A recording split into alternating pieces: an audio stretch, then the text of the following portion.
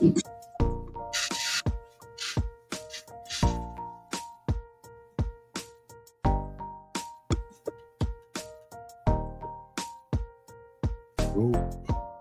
Whoa.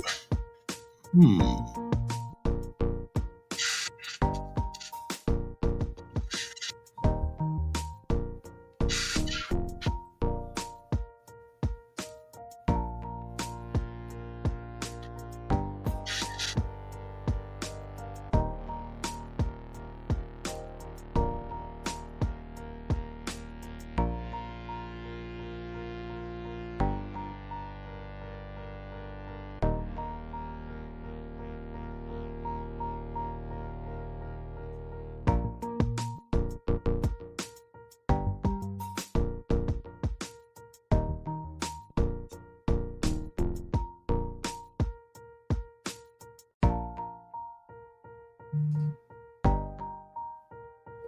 Mm.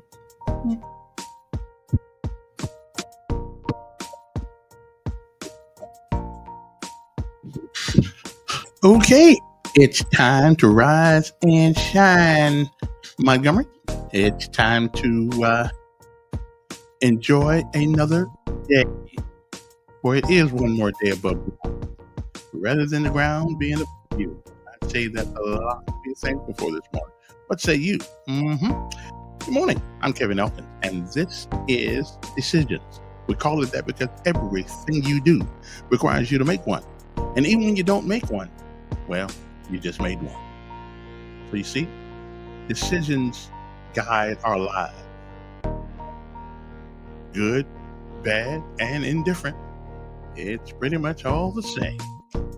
Again, good morning. Now it's time for our daily bread. You know, that's where we roll around here. Our daily bread. We got to do it. We have to do it. It's how we get this day started. Hiroshima and Nagasaki. That's right. Hiroshima. But in America we say Hiroshima. But it's Hiroshima. Okay.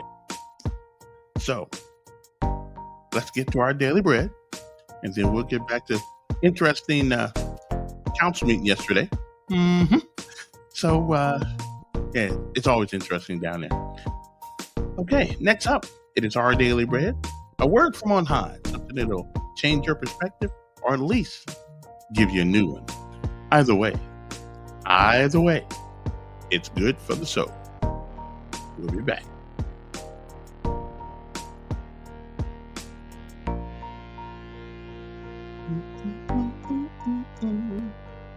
Okay, so let me make sure I get all this the right way. And there we go. Look forward eagerly for the Lord's appearing. Our Daily Bread. Today's encouragement from the Our Daily Bread devotional was written by Kayla Ochoa. The day before Kayla's husband was to return home from a business trip, her son said, "Mom, I want Daddy to come home." She asked him why, expecting him to say something about the presents his daddy usually brings back, or that he missed playing ball with him. But with solemn seriousness he answered, "I want him to come back because I love him." His answer made Kayla think about our Lord and his promise to come back. "I am coming soon," Jesus says in Revelation 22:20. Kayla longs for his return, but why does she want him to come back? Is it because she will be in his presence, away from sickness and death? Is it because she's tired of living in a difficult world? Or is it because when you've loved him so much of your life, when he has shared your tears and your laughter, when he has been more real than anybody else, you want to be with him forever? Kayla is glad her son misses his daddy when he's away. It would be terrible if he didn't care at all about his return, or if he thought it would interfere with his plans. So how do we feel about our Lord's return? Let us long for that day passionately and earnestly say, "Lord, come back. We love you." Today's Our Daily Bread devotional scripture reading is from Revelation chapter 22, verses 12 through 21. Look, I am coming soon. My reward is with me, and I will give to each person according to what they have done. I am the Alpha and the Omega, the first and the last, the beginning and the end. Blessed are those who wash their robes, that they may have the right to the tree of life and may go through the gates into the city. Outside are the dogs, those who practice magic arts, the sexually immoral, the murderers, the idolaters, and everyone who loves and practices falsehood. I, Jesus, have sent my angel to give you this testimony for the churches. I am the root and the offspring of David, and the bright morning star. The Spirit and the bride say, Come, and let the one who hears say, Come. Let the one who is thirsty come, and let the one who wishes take the free gift of the water of life. I warn everyone who hears the words of the prophecy of this scroll. If anyone adds anything to them, God will add to that person the plagues described in this scroll. And if anyone takes words away from this scroll of prophecy, God will take away from that person any share in the tree of life and in the holy city, which are described in this scroll. He who testifies to these things says, Yes, I am coming soon. Amen. Come, Lord Jesus. The grace of the Lord Jesus be with God's people. Amen. That's today's scripture reading from Revelation chapter 22, verses 12 through 21. Let's pray together now. Lord, please come back soon. In Jesus' name we pray. Amen.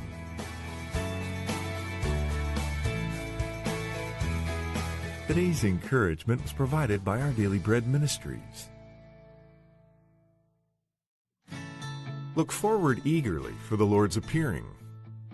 Our Daily Bread. Alrighty then. Okay, we did that already. We got that one. Today's We good. encouragement from the Our We got Daily that Bread. one.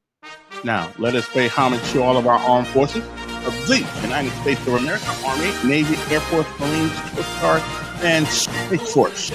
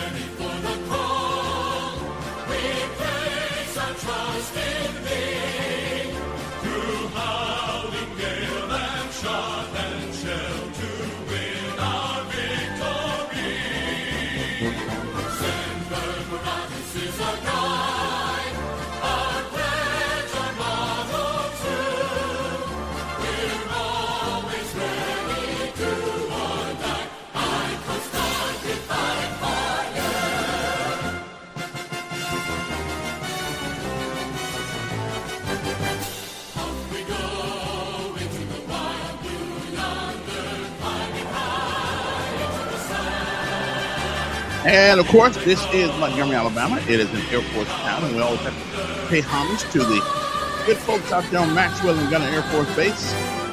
Now, if I can just get a 141.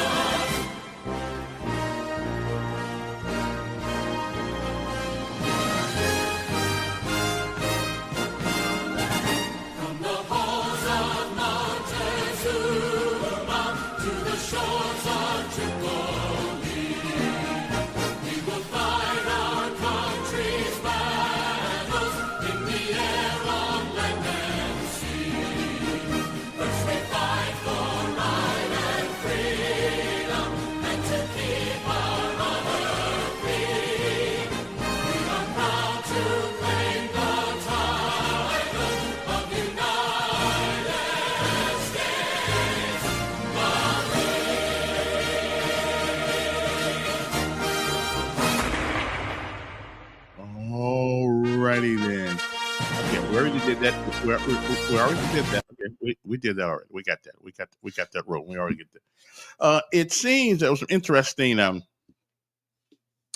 goings on yesterday at the. I meant to get down there, but I didn't get a chance to go down there to the city council. We hopefully, I think somebody sent me a well a edited piece what's going on at having at city council. So we're gonna see about that in a minute here. Now, whoever sent me that piece, how about send it to me in my messenger?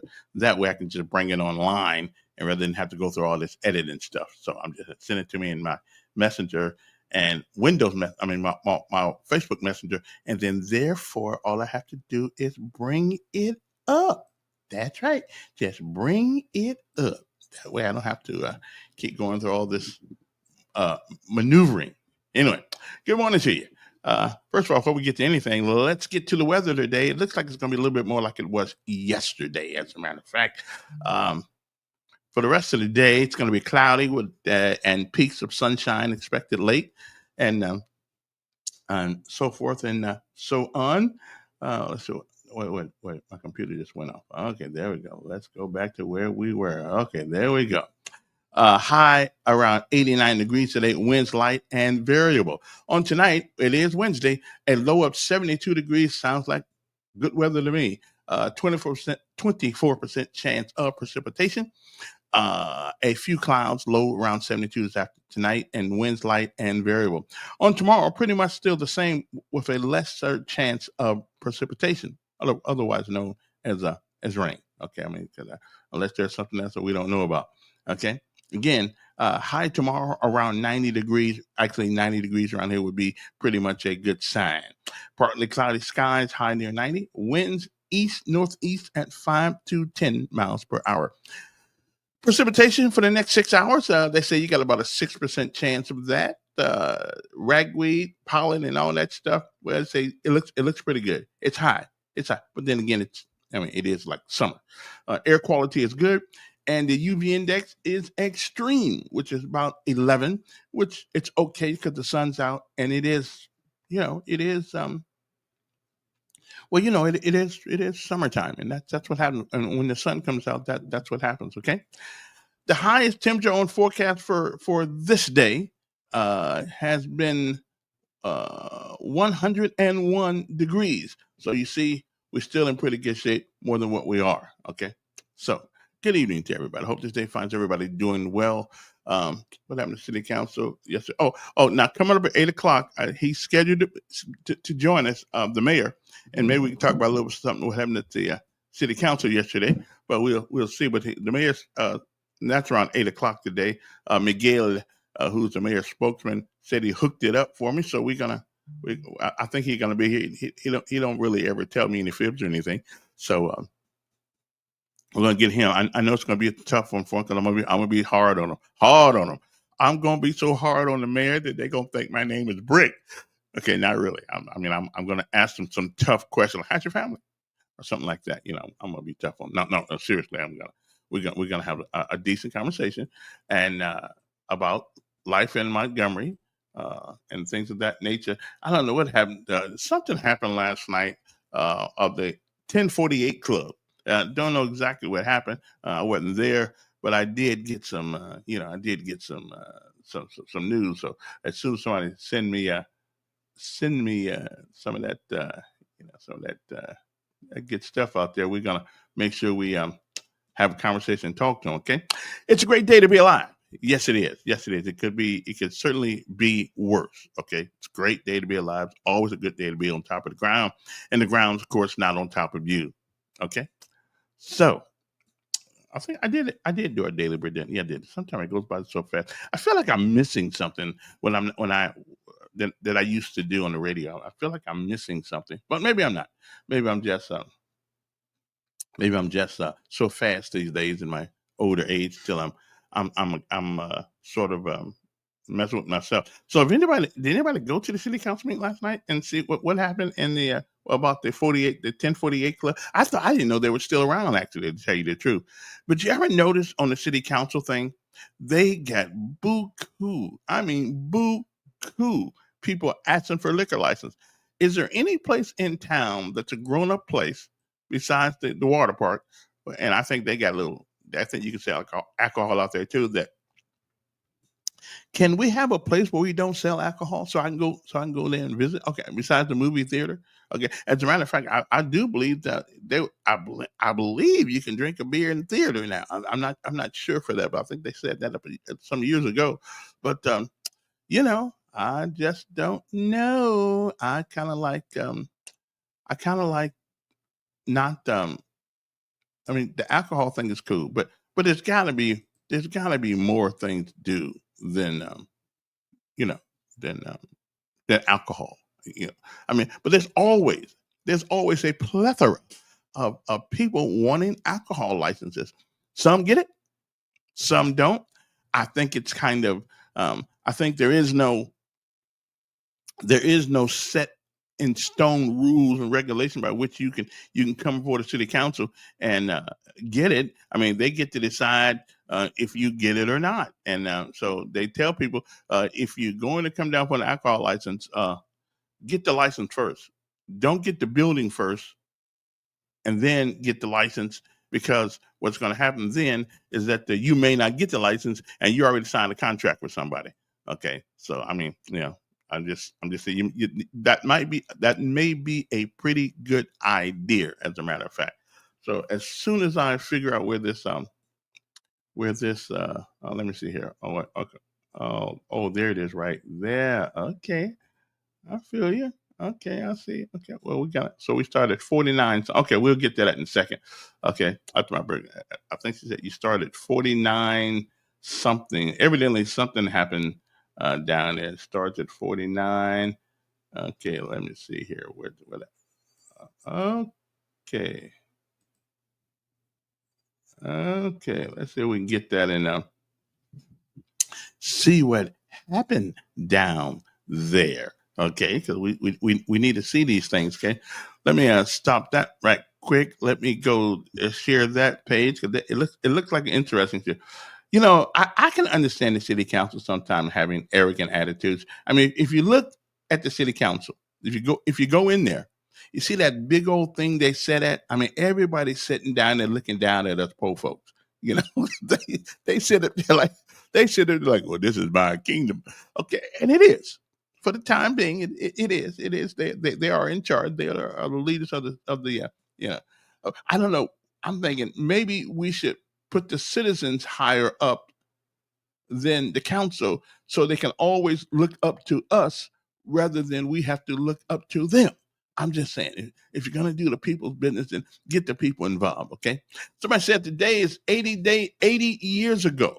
The United States, which I think we're the only person actually dropped a atomic bomb and I still, I'm ambivalent about that because I still don't quite know if it was the right thing to do. I think we lost almost 750,000 people. That was a lot of folks to lose, and I understand. I got you. Some say that the atom bomb stopped the war. Well, we'll never know. One thing about it stopped those people, and a lot of civilians were killed in that too. Had nothing to do with the war. But I'm glad I don't have to make those type of decisions because it's a tough thing to do. I don't know, but and in the war on terror, there are a lot of civilians who got killed in that. Also, there's always civilians who die in these wars, and we're supposed to be fighting one another. And now here's what I'm thinking. In Star Trek years ago, they had a segment where robots fought the wars. But here's the sad thing about that. When the robots fought the wars, whichever side lost would have to send people to die. Well, then give me a fighting chance to live. I don't think we need the robots fighting and we dying. Now give me a chance. Give me a chance to fight for myself and let me Let me see if I can work things out for myself, because that is not a good idea. But I got a feeling. And the other day I saw a robot going down the street, and this is what scares me: a robot going down. I forgot. I don't know what city it was in, but everybody was picking at the robot, and the robot looked like he was getting mad. You know, I mean, since when do robots get mad? I thought they were not sentient beings. I thought they were not. I thought they had no emotions. And unless unless they got emotions. Look, I mean, the guy kept hitting the robot, pulling off the robot's arm. The robot looking like, I'm gonna kick your butt. And so what's up with that? I tell you what, this AI stuff, I'm just telling you, is dangerous. We are on dangerous ground with AI. Okay, and sooner or later, we're gonna be working for them.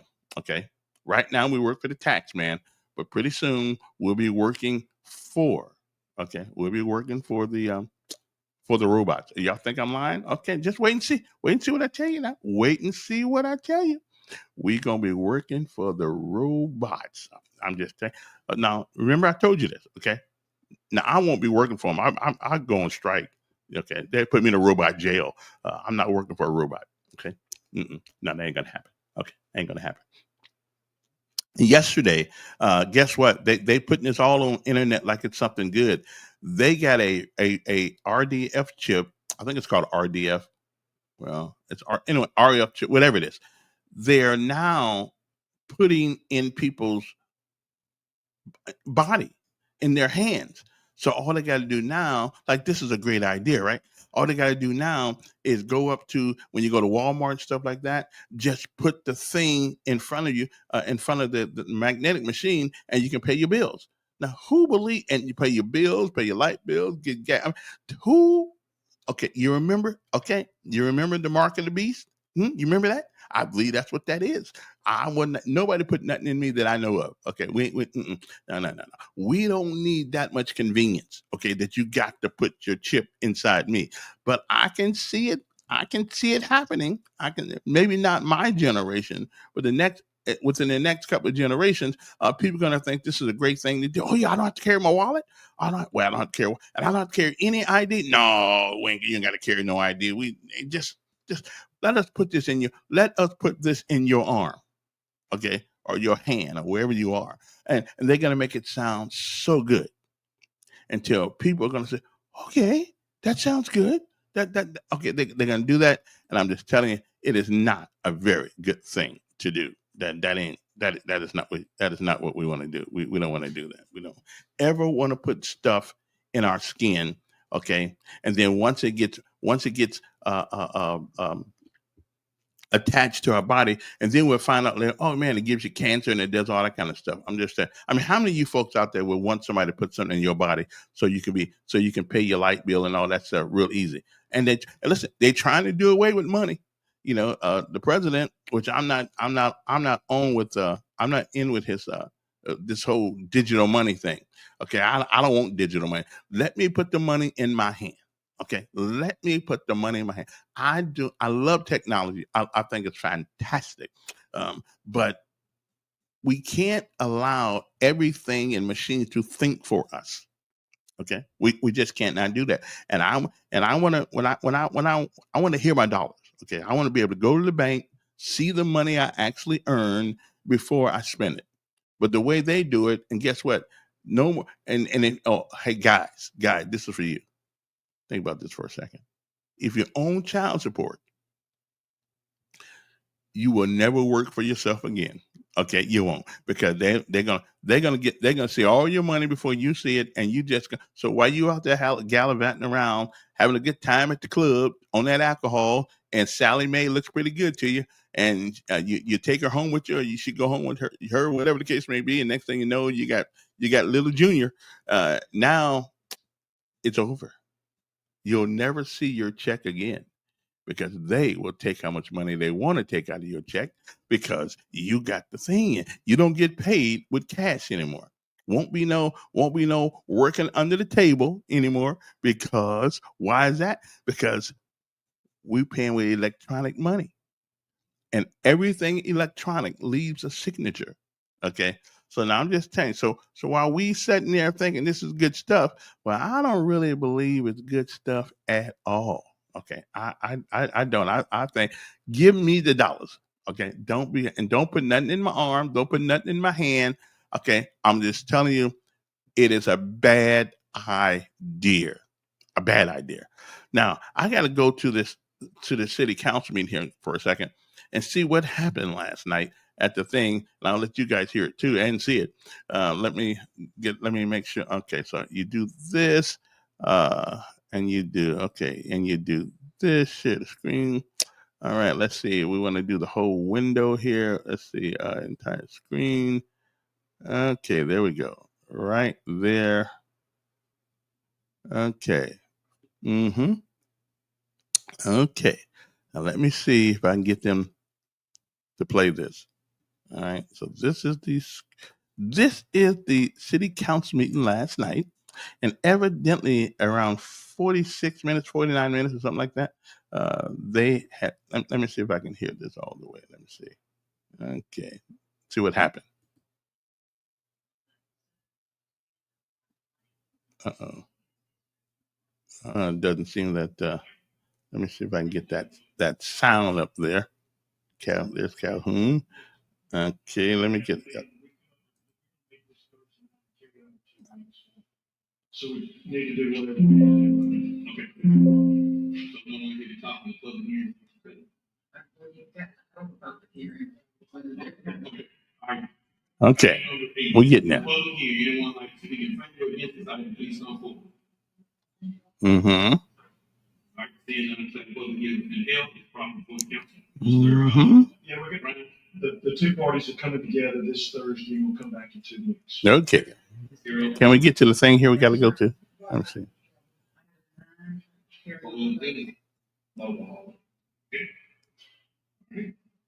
Okay. Motion to adopt. All right. All in favor, please raise your hand. Okay, let's see what's going on.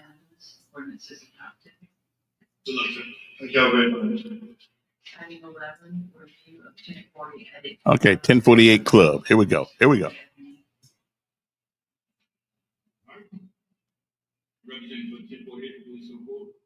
Representative for 1048. Mm-hmm.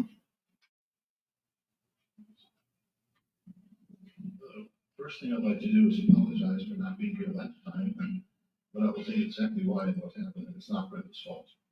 Okay, basically what happened was, I'm sorry, Douglas Stern. Okay, I don't know what's going on. 1048 Club. Let's see. 5 years now. Okay. The reason I was not at the council meeting last time is because I showed up and could not find 1048 listed on the docket. It was listed, but I was looking for 1048, not spelled out 1048, which is not the way I usually write it. I asked the man at the end, it's by the standard, what do I do when I can't find my name? Called over a city employee, Brian Seymour. I informed him that the complaints have been dealt with. And his audio is not very good. Next door. I had spoken with Jonathan Woodall from the permit department. Can you guys hear that? No longer marked for demolition, has been done in error. Okay. Brian told me that Jonathan had said it was correct. He was a very honorable guy. I told him Jonathan had said had the police there, and they don't do. By the time they get there, the problem is over. But I keep going out this. So evidently, they got a couple problems there. And the problem is, the last guy left at 1 late. I mean, a lot of the place across the street closed at 7. Look how many businesses we've lost. I mean, you had this whole shopping center next to me that was a disaster. Owned by Mr. Watson, the bigger. Mm-hmm. The whole ceiling, the whole damn roof. Okay. Then you had the place next door was burned down by a disgruntled employee. But they managed to put it all back together after about a year, 14 months, something like that. Mm-hmm. And the problem you have is you have a lot of people that come in and just hang out in the parking lot. I don't want them in the business. They bring their own supply of drugs, booze, whatever. You can smoke marijuana. Where is 1048 at? Anybody know? So all I can do is try to lock them out. Now, if you give me a private license, I can say you're not allowed in. Period. Well, let me set this where it begins. He's reading the whole thing off of a book. Let's see where this goes. From the permit department, he confirmed that the building 1104 was no longer marked for demolition. It had been done in error. Okay. Brian told me that Jonathan had said it was correct. Speaking to Mike, man. I told him Jonathan had sent me an email to that effect. Brian asked me if I could forward that to him. Brian, I said, of course, and forwarded the email to Brian from my phone right then. The email said, quote, right now this is okay. All right. For our earlier conversation. At this point, Brian said I could go home because there was nothing else on his schedule that affected any of my properties. As to be for sure, he said that was the only thing he had. Okay, I'm going to have to have somebody tell me what. Instructions on the Okay. city employee. He's not speaking into the microphone. We meet at the city of Montgomery, the city council meeting. I assumed the matter was dealt with. I had to send you a letter saying I have to come back tomorrow. Tomorrow meeting. Yeah. I would like to know what this is about. Going and asking Brenda, you told me all you knew was it was under a nuisance issue. Very truly is. So, Mr. Gerber, you're speaking for someone else when you read it, or you're speaking on your behalf? I'm speaking on my behalf. I'm just explaining why I wasn't here last time. There was no disrespect meant to the city council. I was just told by a city employee to go home that there was nothing. 1048 is across the street from Capri Theater. Oh, that's where it's at. Oh, okay. Yeah, Appreciate Mr. it. President, first thing we talked about during the work session, Robert and I was probably speaking on the, I heard the race car was played. That's why I'm playing this. Taking care of this point, we asked about the building permit. I believe there is a building permit that is pulled for that location for upcoming renovations, but the main issue the reason why we're here primarily is because more than any other property in District 7, I'm getting constant complaints about the activities, appearance, and upkeep. Selling alcohol. You get complaints. 1104 East Fairview and the property next door. The overgrowth of the house next door, the falling down fence, which I know has now been amended, the noise issues that we're having, the fact that we have people in the parking lot loitering. District 7, Samansky. We have a lot of development that is coming in. Mr. President, I believe there's representatives from the neighborhood that will speak on this. We have a lot of positive development that's coming to that neighborhood that a lot of people are working really hard on. We have a lot of great businesses who are investing thousands and thousands of dollars into that area. And we have a lot of people that have been there for a long time that have also not been garnering the number of calls and complaints that I am getting from this piece of property. 1048. The main reason that we wanted was not only to make sure that from the nuisance and abatement side of things on the properties were up to date and taken care of, but also to have a discussion of the activities that were occurring over there. Like the young lady from Infusion now said, the problem is not people that come to the pub. The problem is people who hang around the outside. I have tried to get rid of them many times. Okay, let me see what he said. He said the problem is not the people who come to the club. The problem are the people who hang around the club. But I thought you were kind of responsible for letting people hang around the club. Now, of course, if it's on the public fairway, then you can't stop people from walking across. But let's continue this. I don't know if that's true or not. Are you responsible for people hanging around your place? That's called loitering. Let's keep going. One of my employees was attacked by them. I called the police many times, but the police response time is just, by the time the police show up, they're gone. It's not the police's fault. That's just the way it is. She's absolutely right about that. We close earlier and earlier. That's what I'm trying to do to get rid of them. But the problem is, I'm the last guy left that runs late. I mean, a lot of the place across the street closes at 7. Look how many businesses we've lost. I mean, you had this whole shopping center next to me that was a disaster. Owned by Mr. Watson, the bear way downtown. The whole ceiling, the whole damn roof fell. Okay. Then you got the place next door was burned down by a disgruntled employee. Speaking to Mike, man. 14 months, something like that. And the problem you have is you have a lot of people that come in that just hang out in the parking lot. I don't want them in the business. They bring their own supply of drugs, booze, whatever. You can smoke marijuana. Okay, so he says that people come by the business, bring their own supply, their own drugs, their own alcohol, and hang outside. Okay, which I can understand that, but aren't you still sort of responsible for that? Over someone else's parking lot, so all I can do is try to lock them out. Now, if you give me a private license, I can say you're not allowed in. Period. You know, I don't want you here. That might be a solution. Okay, but we've been doing this for a long time, and I've never had the problem we have now. Part of the problem is there's so little few places. Oh, the rate. Oh, I got you. I feel you. I feel you.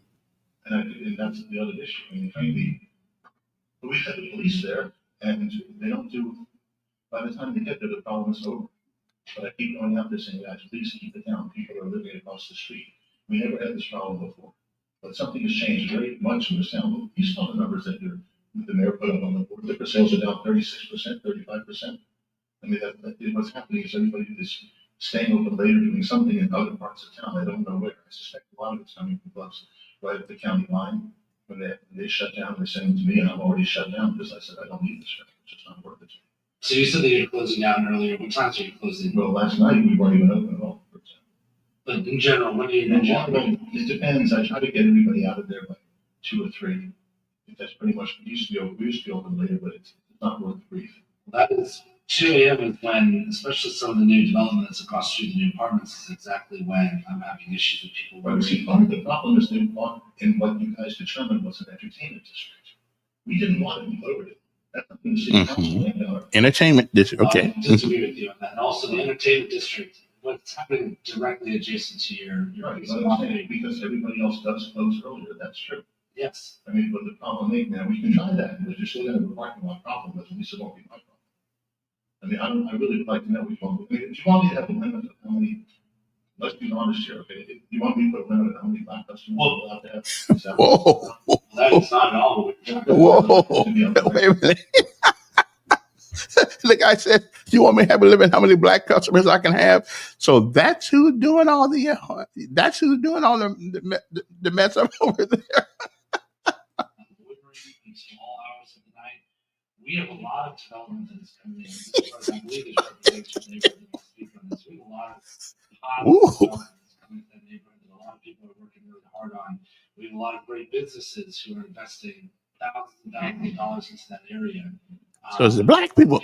It's the black people making all the noise. I've also not been garnering the number of calls and complaints that I am getting from this piece of property. And so the main reason that we wanted was not only to make sure that from the nuisance and abatement side of things on the properties were up to date and taken care of, but also to have a discussion of the activities that were occurring over there. See, like here he goes. Here he goes. The problem is not people that come to the club. The problem is people hanging around the outside. Okay, so he said the problem is not the people. Hold on. He said the problem is not the people who come to the club. It's the people. Hey, look who's in back of him over there. Look who's Roll Tide is over there. Look who's in back of him. Looking all mean. Anyway, let's keep going here. Oh, this is getting good. I've called the police many times, but the police response time is just by the time the police show up, they're gone. It's not the police's fault. That's just the way it is. She's absolutely right about what happens. We close earlier and earlier. That's what I'm trying to do to get rid of them. But the problem is, when the last guy left and runs late, I mean, a lot of the place across the street closes at 7. Look how many businesses we've lost. I mean, you had this whole shopping center next to me that was a disaster. Owned by Mr. Watson, the bear way downtown. The whole ceiling, the whole damn roof fell. Okay, then you had the place next door was burned down by a disgruntled employee. But they managed to put it all back together after about a year, 14 months, something like that. And the problem with that was you have a lot of people that come in that just hang out in the parking lot. They don't want them in the business. They bring their own supply of drugs, booze, whatever, you can smoke them marijuana. And I have zero authority over someone else's parking lot. So all I can do is try to lock them out. Now, if you give me a private license, I can say you're not allowed in, period. You're not on this, I don't want you here. That might be a solution, okay? But we've been doing this for a long time, and I've never had the problem we have now. Part of the problem is there's so little few places inside the bypass for anyone else to go. And that's the other issue. I mean, we had the police there, and they don't do, by the time they get there, the problem is over. But people are saying, guys, please keep it down. People are living across the street. We never had this problem before. But something has changed very much in the town. You know what changed. The mayor put up on the board, liquor sales are down 36%, 35%. I mean, what's happening is everybody is staying open later, doing something in other parts of town. I don't know where. I suspect a lot of it's coming from clubs right at the county line. Now, this was the meeting last night. I'm already shut down because I said I don't need this stuff. It's just not worth it. So you said that you're closing down earlier. What times are you closing? Well, last night we weren't even open at all. But in general, when do you? In general, it depends. I try to get everybody out of there by 2 or 3. That's pretty much we used to be open later, but it's not worth the grief. That is 2 a.m. is when, especially some of the new developments across the street, the new apartments, is exactly when I'm having issues with people. But see, part of the problem is they want in what you guys determined was an entertainment district. We didn't want it, we lowered it. That's something the city council ran down our throats. Well, I disagree with you on that. And also, the entertainment district, what's happening directly adjacent to your right, piece but of I'm property. saying because everybody else does close earlier, that's true. Yes. I mean, but the problem is now we can try that, but you're still gonna have a parking lot problem, but at least it won't be. I mean, I really would like to know which one. I mean, if you want me to have a limit of how many, let's be honest here, okay? If you want me to put a limit of how many black customers we're allowed to have? Is that what this is about? Well, that is not at all what we're trying to Good, so do. I'd like that to be on the record that that's not what it's about. And many times and stories that I've had with the police in my part. Well, absolutely not. Then he sent over some people to clean up after I'd already pulled my permit. These people went before we were open, proceeded to go ahead and start stealing property from the front of 1048. They stole ramps, they stole chairs, they stole tables, everything they could. I called the police, okay? The police had to be called 3 times before they showed up. Okay, they finally did show up. Meanwhile, okay, I have to stop the guy from trying to get away with this stuff, so I parked my car in front of him. Okay, disabled his tire from going further away because he's not going to get away with my stuff. Mr. But President, the story gets a lot better than that. Yes. I believe we had some representatives from the neighborhood association. Brenda, did you get a public comment on this agenda item? I'd like to do Okay. that before we- Well, anyway, okay, enough of that. But so it seems.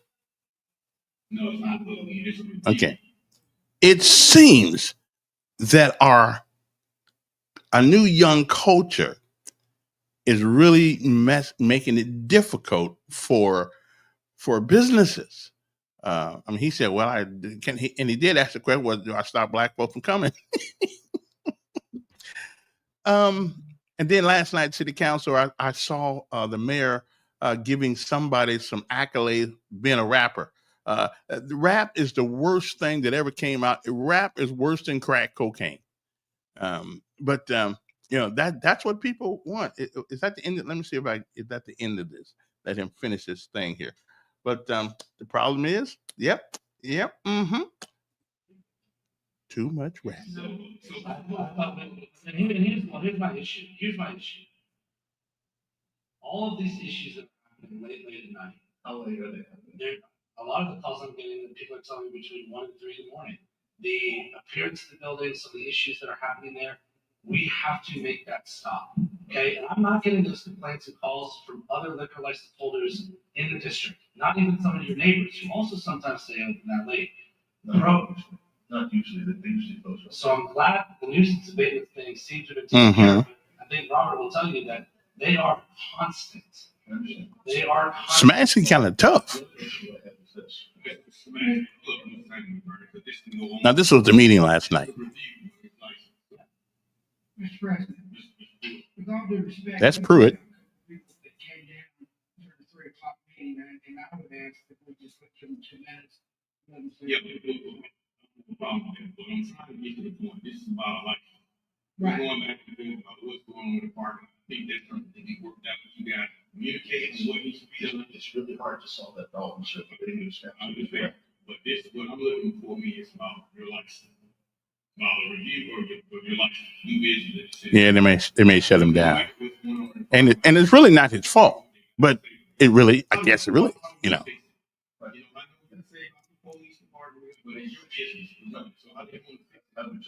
Take the age limit up, man, to 50.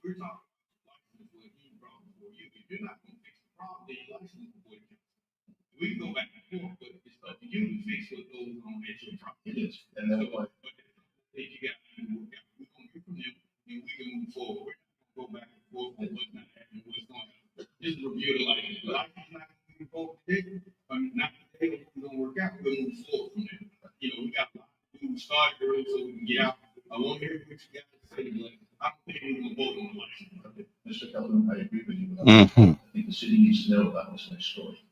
So before the police got there, the people who had been hired by the city. It's Councilman Mitchell who did the rapper. Okay, yeah, that's part of our problem right there. But I like Councilman Mitchell, but that rap stuff, they can keep that.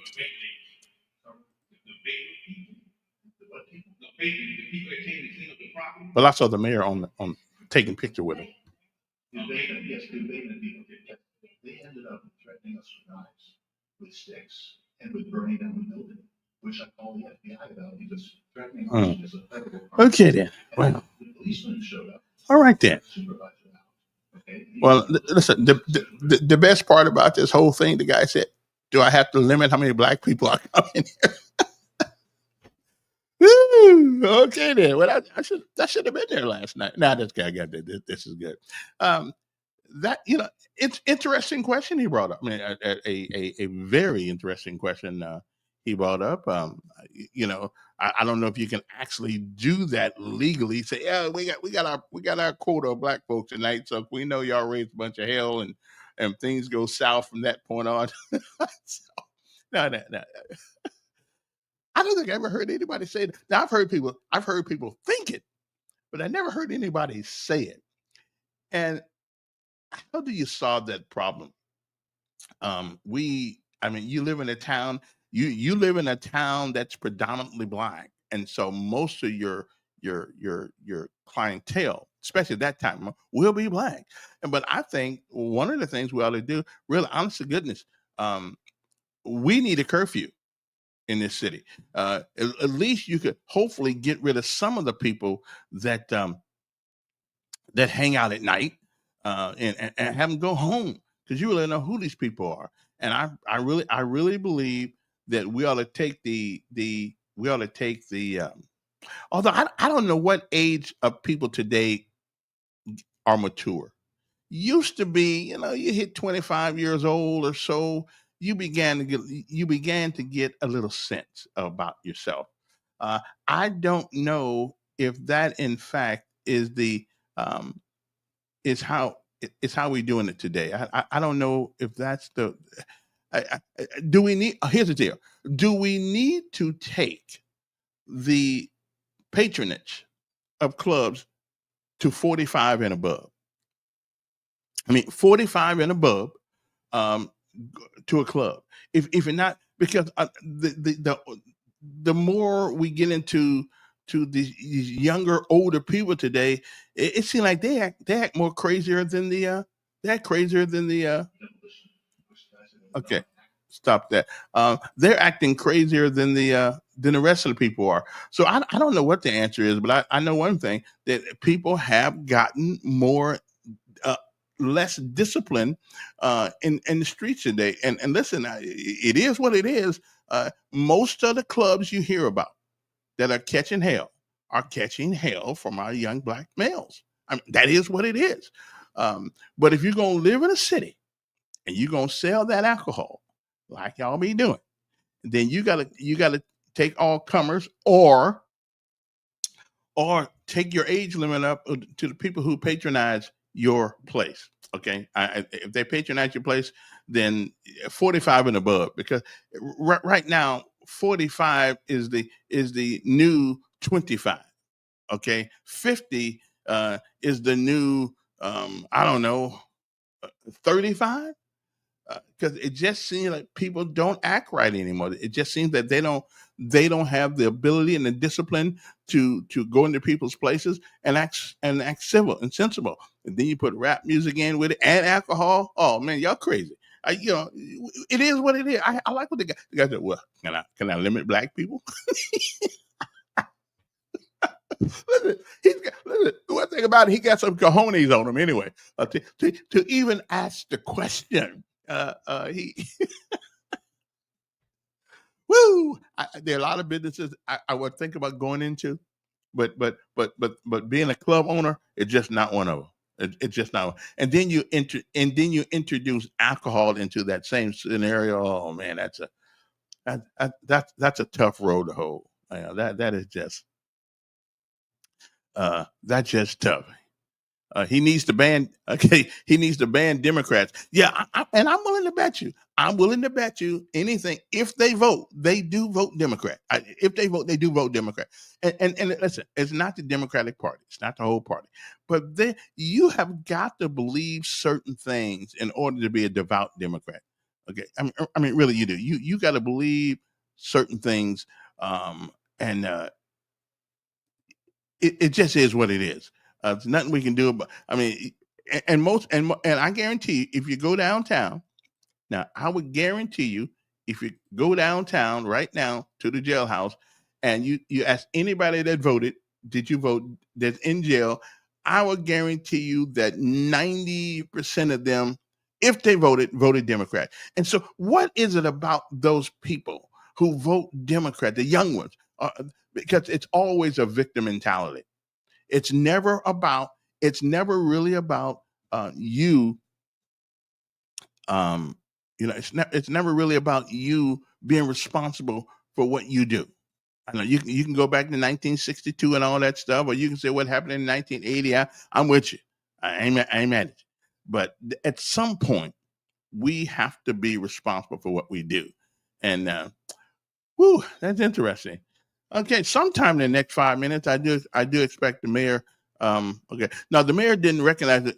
Councilman Rondé Mitchell is. Let me make that clear. Although I just saw him sitting in the picture, they were all taking a picture. Evidently, this young person has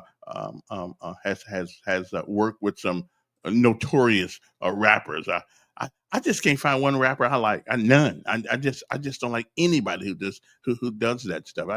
I just find it. I mean, I had to walk down the street a couple weeks ago to a couple of kids. I mean, in this and in that and in this and in that rapper out there. I said, can y'all play some Teddy Pendergrass or something? I mean, I don't need to be called the word nigga all the time. I said, do I really need to hear that all the time? I mean, is that the only word they know how to say? My Lord, you know. And they had a white guy with him. I said, now you know, if you going down the road right now by yourself and you got a song that's saying nigga this and nigga that on that, you know that someone gonna yank you out your car. Okay, I'm just saying. Listen, respect yourself. Respect us. Respect yourself, though. If you don't respect yourself, nobody else can respect you. And I can understand it. We ask for people to respect. We ask people to respect us who we are, and we ought to be respected. But then we turn around, my Lord, and we play the most raunchiest, the most disgusting, the most vile music um, in of any group of people in this country. Okay, and then we went and listen. If you think that music does not affect the way we act, y'all crazy. Okay, that's why we give people Grammy awards. Okay, because music changes your attitude. It really does something for us. And if all your life, okay, all your big hits, I like rap music. Uh, it gets me hyped all the way. Turn up. Okay, and Big C, therein lies the problem right there. That's the problem. Okay. So here's my suggestion: we should ban rap music in public after 9 o'clock at night. Just ban it. Just ban it. Only thing you can play after 9 o'clock at night is Barry Manilow, Luther Vandross, Little Barry White, little ABBA, and things of that nature. No rap after 9. I think I'm going to run for city council on that. I think I'm going to run for city council. No rap clubs after 9 o'clock. Okay, because it takes them like 2 hours to come down off of it. So I figured by 11 o'clock, they ought to be, and you got the alcohol now, you got the rap songs on now, you got the challengers and the fast cars now. Now they're headed out on the streets to raise hell too. No, 9 o'clock. And I'm not even joking. When I run for city council, that's going to be one of my plaques. Yes, one of my plaques. No rap music after 9 o'clock. No rap clubs after 9 o'clock. Now, what you listen to in your own car. James Cleveland. I can handle James Cleveland. I can handle James Cleveland. Yeah. I would love the Canton Spiritual. Those are good songs. Those are things that make you think about your life. Okay, but we don't need no more rap music. Okay, I'm just we need to ban it. It should be the only exception to the First Amendment in the history of a nation that's 250 years old almost. It should be the only exception. We don't let people sell publicly rap music. Okay. Now somebody says ban Democrats after 9 o'clock in public. There may be something. There may be something to that. But anyway, good morning. If you want to call, and we do have a phone number here. We do have a phone. You can call us. What is our number here? It's 521-2963. Okay, that's a 334-521-2963. Now that is our number here. Just in case you totally disagree with me, that's cool. You can call. I can handle it. I can take the call. I really can. Okay. It is 8 o'clock. So now I'm expecting the mayor to chime in with us any moment here now. So that's why I'm kind of wasting a little time here because they're supposed to Miguel is supposed to have the mayor set up at about 8 o'clock here. So now, if he don't show up, I'm not going to blame the mayor. He may have had something more important to do. I'm not sure, but see, so I got my phone right here, right? So I'm finna call Miguel right now and see where is the mayor. Oh, Greg, somebody said you need to put your hood back on. No, listen. I think that is a I think that's not a fair assessment. Okay, I think you're doing my man wrong when you say that. I think listen, we've got to be as people, we have got to be honest about our culture and some of the negative things that are part of our culture. Okay, I mean, I'm not the only one that heard it. You go down the street right now, you hear you can smell marijuana. Okay, from these young folks.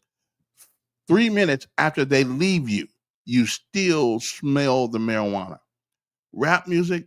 I've never seen a genre of music where people get killed because they wrote the wrong word in a song.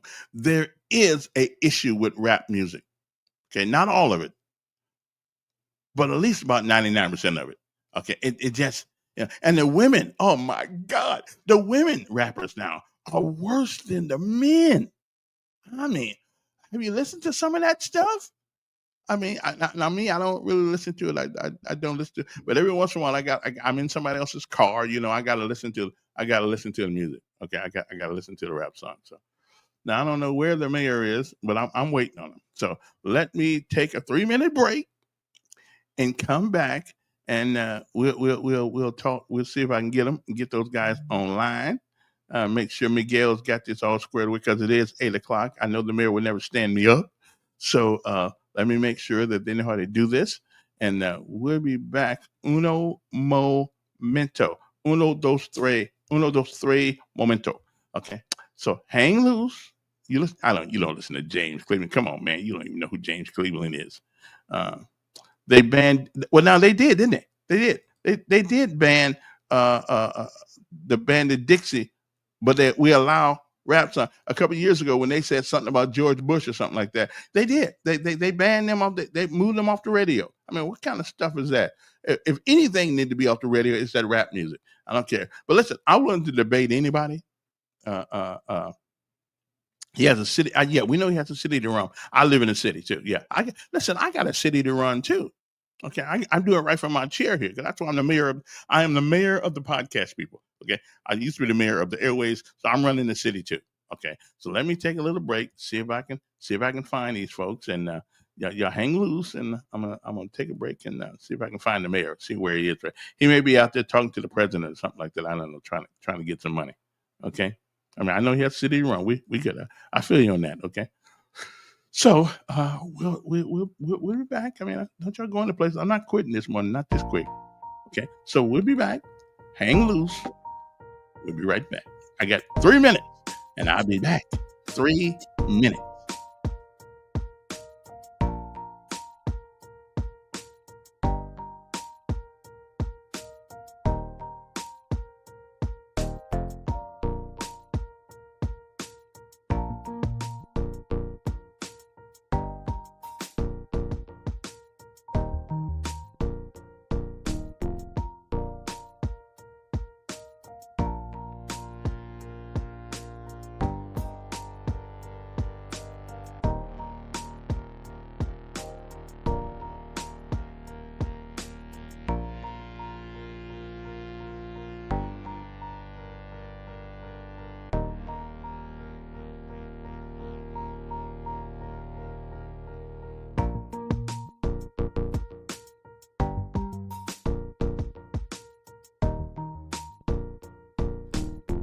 Okay, so the mayor is okay. Wait, where'd he go?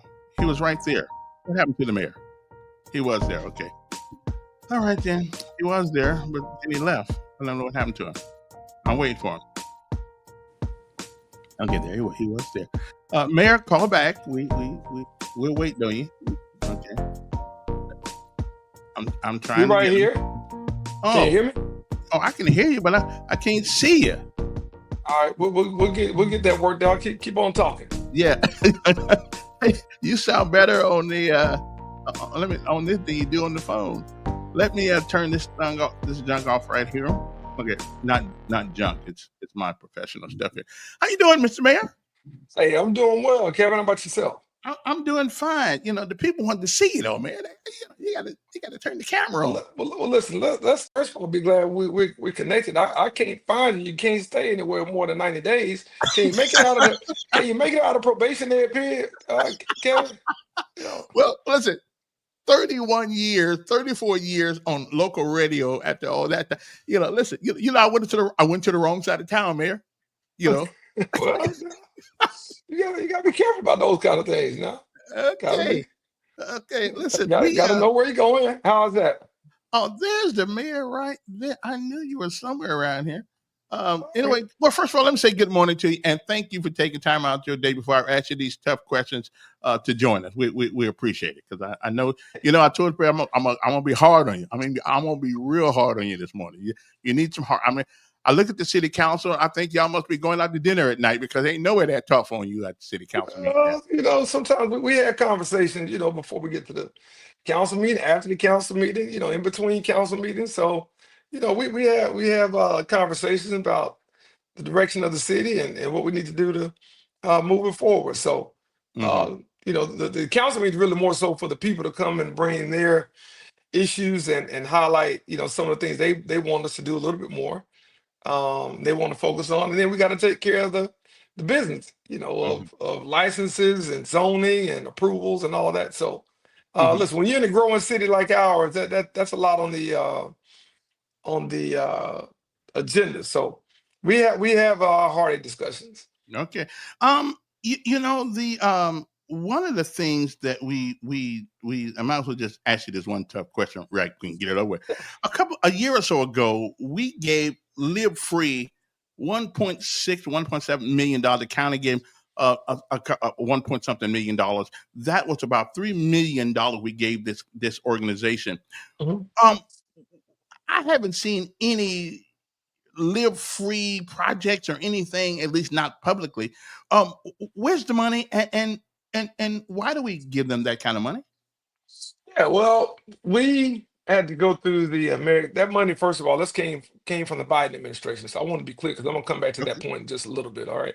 Mhm. That came from the American Rescue Plan Act. And so that was federal dollars that, luckily for us, local communities were able to go after it. It didn't all go to the state, because when things go to the state, many of your callers don't pay attention or don't comment on what happens at the legislature. They don't follow the money there as close as they do at the city level. And so when it goes to the state, it tends to get rerouted, a lot of different ways. And we were able to get that money at the local level to really combat violence that was happening with a post-pandemic high, that we saw spike in the last 30 years right after COVID.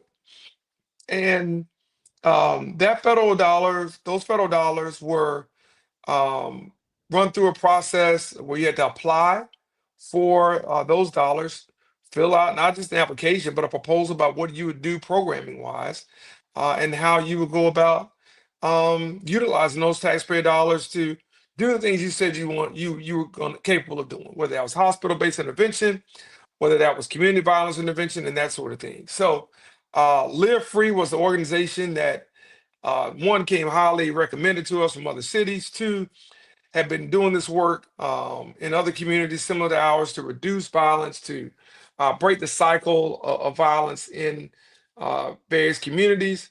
And it had the best proposal and the best approach to do that, working with Crime Stoppers, local organization, working with Helping Montgomery Families Initiative, local organization, but kind of upping the level of work that they were capable of doing and things that we had seen done from Baltimore, which is now experiencing a 50-year low in homicides, um, cities like Newark, New Jersey, and other urban areas that we thought we wanted to model our proactive crime fighting steps with. And so they were the organization that had the best proposal. They've been on the ground now for a few months. I didn't expect them to change what's been happening in Montgomery for years. overnight, but I think so far they're off to a very good start, and they're off But to doing what have that they with. done though? What Well, we don't see anything. I don't see any live free events or anything like. I mean, well, listen, for that kind of I'm glad money. you said. Listen, I'm glad you said that because there's some people who criticize the city for doing too many events, right? Hmm. So Hmm. you get cuss going, you get cuss coming. Hmm. Um, there's some who say the stop the violence prayer walks are useless. There's some that say the city does events with the Office of Violence Prevention. What good does that do? So you got those critics, and then you got the critics over here who say, well, we don't see what they're doing. My goal is really not for us to see what they're doing, but to feel what they're doing. And that takes time. And I think so far they're off to a good start to working with people like Pastor Ed Nettles and so many others in this community who have been on the ground working in the streets and working in the communities to reduce violence for many, many years, Well, much longer than I've been in office. Mr. Mayor, let me ask But you I'm a question. glad to have him as a partner. Yes, Let me sir. ask you. $3 million would have went a long way for the local people here who do all kinds of work directly. Who they know our cities, they know our Yeah, kids, they know our schools. yeah. Have we ever given them $3 million? Well, listen. First of all, they're all. I just mentioned two local organizations that Well, have a part of that. So all three did not go to Live Free. So let's clear that up. All three did not. All 3 million did not go to Live Free. okay. So that was for the Community Violence Intervention Initiative between the city and the county. I'm grateful for the county commissioners who worked with us on that. And so, listen, I think the local uh, grassroots organizations are doing a phenomenal job. I think that they are doing some good work, and some of them are partnering Mhm. with Live Free. Some of them are working with the city. Some of them are working with our hospital violence intervention program. So some of them are now. Okay, well, You you know, straightened something out. You did straighten something out because see, I'm thinking that whole $3 million no, went to them, so that was no. a collective for all to work with. All okay, I'm Hold okay. on, That sis. makes difference. I still don't really understand because I looked at some of their cities that they said St. Louis and Chicago and all Yeah. places. They and lately every time you tell a crime is down, crime goes up. Well, listen, crime is always up if it happens to you. Well, It it's goes true. up 100%, right? Mhm. So we understand that part. What I would say, for some, the narrative is always going to be crime. Kevin, listen, let's delve off real quick. Mhm. Those on the right are always going to use something to, manipulate the information and distract from the success. All right. When you're winning, they're going to find a reason why you're not winning enough. When you're losing, they're going to say, well, you should be winning. So, they're always going to be those type of people. I've been around here long enough time, both in the private sector and now as an elected official now since 2012. So I understand how this works. It doesn't deter me. It doesn't distract me from what we're doing. I think the numbers of crime being down significantly, over 28% in the first half of this year, it is a major, major story for us. It's a major story for the community. There are those who would just rather sabotage success because of who's running the city and how it's being run and the money they aren't getting, as opposed to addressing the success that we're having. So we know there's a political agenda that's driving the narrative. We ought to just call it out for being what it is. Well, I've always been a straight shooter, and well, that's not going to change with me. okay, So, there are those who will complain that it's not down 100%. Oh, in the great Emory Palmer days, it never would have happened. Well, you didn't get the information every 30 seconds. You didn't have Facebook. You didn't have social media. You had Bob Howell, Bob Ingram, Kim Wallace, and those folks, and you had a little bit of radio, so you didn't know what the hell was happening, mhm. like you do now. So, they're But always that's why we talking got a about that's the why we got glory a young days. that's why we got a young mayor in there though, somebody who can maneuver in that environment. Let me ask you a question. One of the things that the citizens seem to get tired of hearing is that we can't do nothing about it. I can't put a police on everybody's street. I can't, which we know that's absolutely right. But let me ask you something. Aren't you and the city council responsible to us for the environment that this Well, violence has brought upon us? Well, listen, I think where we and the community, as a member of the community, we're all part of the environment, right? We're all part of the community. So certainly the city is charged with protecting the community and with the health and safety of the community, and we take that very seriously. We take our investment serious. We made more investments in the police department than any administration in the city's history. How often do you hear that on the right wing Facebook and Facebook pages? How often do you see that on the next door apps? We're Well, talking about that. you know about them apps, don't you? Listen, man, listen, I keep my ear to the street. I always have, always will. So, But you you know, didn't I answer my laugh. question. But you didn't. Okay, and listen, you ought to Yeah, be. well, the answer is yeah. I said, whoa, there's a two-part answer. Okay. We're all responsible for the environment, the community, right?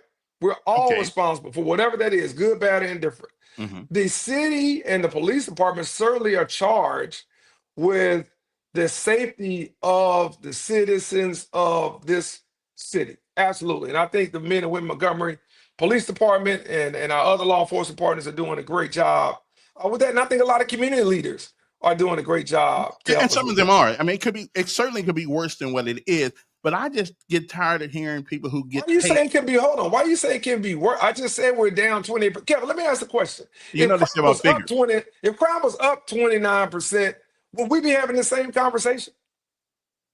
No, it'd be worse. Yeah, we would. No, no, it would be the same conversation. We'd be having a So recall. my thing was, listen, I'm gonna win. I ain't lost an election yet. We have a I ain't recall. lost one yet, Kevin. Okay. All right. But let me ask you a Let, let, question. let, let, Speaking let your folks know. Okay, speaking about our police department, which are great, why can't we concentrate on local people to fill slots that are available rather than to go all the way to Baltimore, Maryland, and get a woman who's 5'2", who can't rest nobody by herself? Um, and I Hey, Kevin. Hey, Kevin. what In a one-on-one, I'm taking her over you every day and twice on Sunday. Let me tell you that. I'm a paratrooper, brother. I tell you, I'm a paratrooper. I can handle Yeah, yeah. You it. used to be. That's true. That's true. But let me ask you, where she came from, Baltimore is the seventh deadliest city in America when it comes to murders. Not only that, she was there when they started I forgot that guy's name, got killed, Gary something. They Fred, started rioting in the Freddie city. Gray. Yeah. Right, riding in the city. The mayor said, "Well, let them riot over in that part of the city. Okay, give them a place where they can riot." I like to know her philosophy on that, and did she support that kind of thing? You kind of snuck her in here on us. Some of the city council didn't even know she was here. The city council business run the day-to-day operations of the city. That's why they're on the city council. Yeah, that's why they're not the mayor. So let's be clear about that. Oh, They, But, they, wait it, but isn't that a it, it, problem? it, though the mayor's not really communicating with the city no, council. the mayor's communicating with the leadership consistently, and the mayor communicates with the city councilman who communicate with the mayor. So those who don't call, text, email, stop by, grab a cup of coffee, come by the office, then they may not get everything that's happened. They may be talking to me about why we didn't cut the grass in the ditch. They may Mhm, be talking to me about why people are speeding on there. So they're talking. mhm, It may not be about that. There's a lot of things that happen with over 2,400 employees in several departments. They got the information before others did. Now, again, some of them go to some meetings in the community that may not be the meetings I go to. So maybe they ought to come to the mhm, meetings I go to, and they mhm. might know what's happening a little bit more. I'm just saying. Okay, So listen, but but let's get back to your question. some But of our let's get city back to your councils. question on the Baltimore. Some of our city councils say they called you so many times and couldn't get you. They thought they was on block. They a lie. I'm just, They a lie. I'm just telling you what's Yeah. being said. So Uh, I don't know if they're saying it or that's who they say is, but I okay. don't know. I don't know if any of our city council that call and can't get me. I'm available 24/7. So Well, I somebody don't. lied to me. Yeah. Somebody So lied some to me. I said they lied 3 times for a reason. I wanted you to make sure you heard it, and your viewers and listeners heard it. hmm I've hmm been coming on your show long before I was elected, Yep, that's long true. before. That's So, true. I'm not going to change my approach in particular with your audience. I believe in being unfiltered and giving it straight, no chaser. So No, I like that's, that about you. I like that about yeah. you. If we give it to you, you give it back. Yeah, Uh, but I but want to go. I want to go to the okay. question here about why do you bring in somebody from the outside? This city is one of the most, and I'm born and raised here. I'm the Mhm, first mayor to be born and raised in this city and graduate for the schools in at least 60 years. So I'm as Montgomery gets. All right. So I ain't come from no rural county in the mhm. wiregrass coming up here. I'm born in St. Margaret's Hospital. All right. Okay. So let me say this. One thing about Montgomery is Montgomery is a very, very tough place. We're one of those cities where we really like to just keep everything here, right?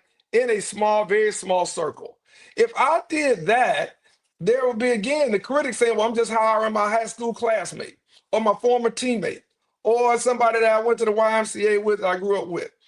My point is, we go and we cast a wide net for the best and brightest.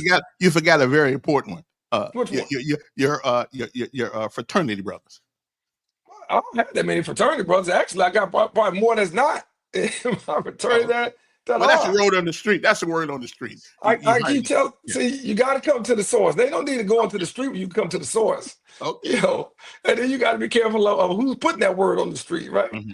But that said, we cast a wide net for the best and brightest, whether it's economic development, whether it's public safety, whether it's as a chief operating officer. And our goal is to bring the best and brightest. And so one of the things I have felt, and I said this when we brought in others in various positions, is I want people that have a different lens of Montgomery than what I may have or what some others may have. And that's in all areas because I think it's good to have a set of eyes and ears that aren't biased or prejudged or prejudiced toward one particular practice or the other. I like people to come in and be able to give me an objective opinion about exactly what's happening good internally and externally and what's happening bad. You think you're actually getting an objective opinion from most of your staff? Listen, I think that we have the best staff this city has had, maybe period. Right. I'm not talking the quality. Do you believe that? I mean, listen, you're the mayor, a pretty well-known one and a pretty liked one for the most part. Do you really believe now? If I'm on your staff, they can be assured that you're gonna get an objective opinion. I don't know if so much right now, but do you feel comfortable to say that everybody on your staff gives you an objective opinion?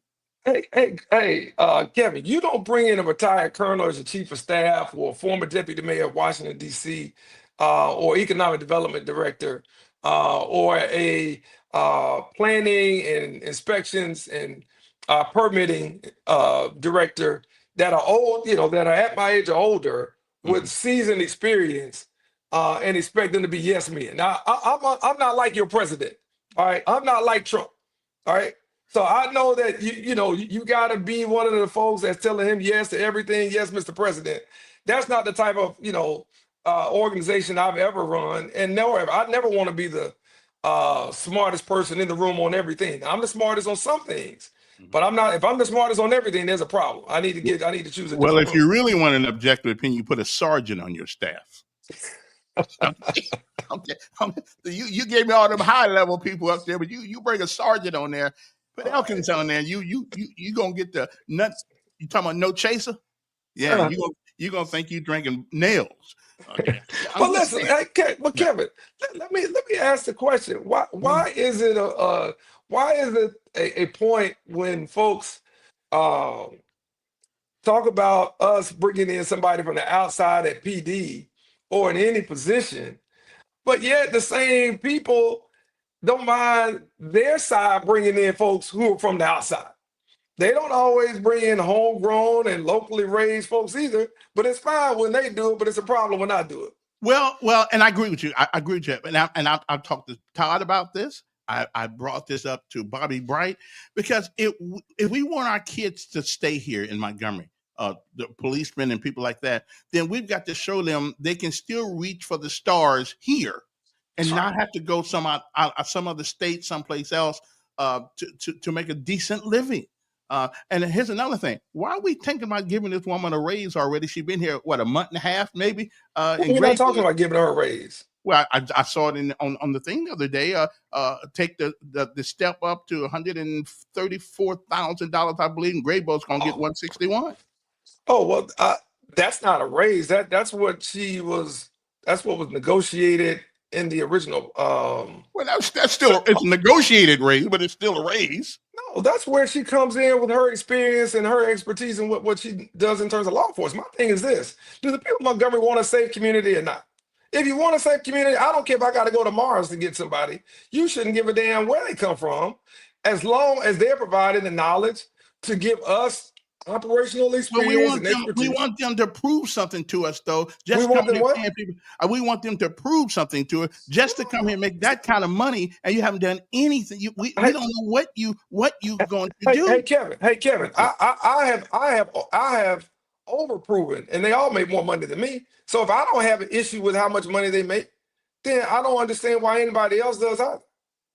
And to be honest with you, I think it's really a small town approach, and I really think it's a small minded conversation to have. Listen, when we go to the doctor, do we care how much that doctor gets paid? No.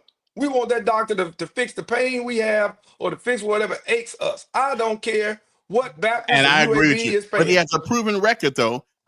She has not proved to us that she deserves that kind of money. She don't have to prove it to y'all. She We don't. She paying don't her. report to y'all. She reports But we're to the paying her, chief though. and hired by me. Well, And we're paying you too. underpaying me. Yeah, we are. Okay, so let's be clear. But you have you asked for more money?